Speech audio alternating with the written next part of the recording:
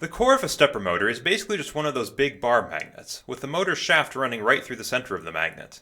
And this is a part of the motor that rotates, so of course, it's called the rotor. Surrounding the rotor are some coils of wire. These coils are attached to the frame of the motor and they stay still, so naturally that assembly is called the stator.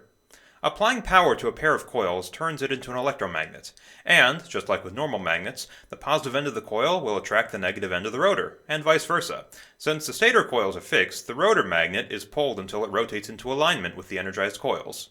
If I turn off power to this coil, and then energize the next coil, the rotor will step to the next coil position.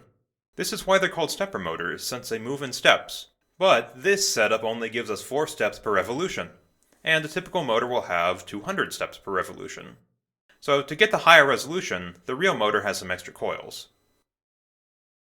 And many more sets of magnets. Now, if you look at how I've drawn this, you might notice a problem. With all these magnets so close together, wouldn't they just cancel each other out and stop working? Well, yes, they would. But there's one clever secret this motor has left for us.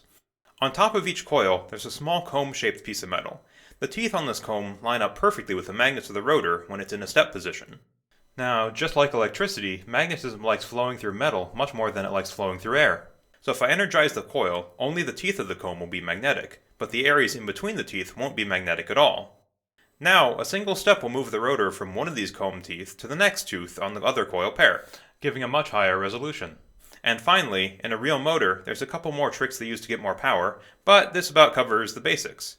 Altogether, this makes the stepper motor a pretty nifty piece of technology.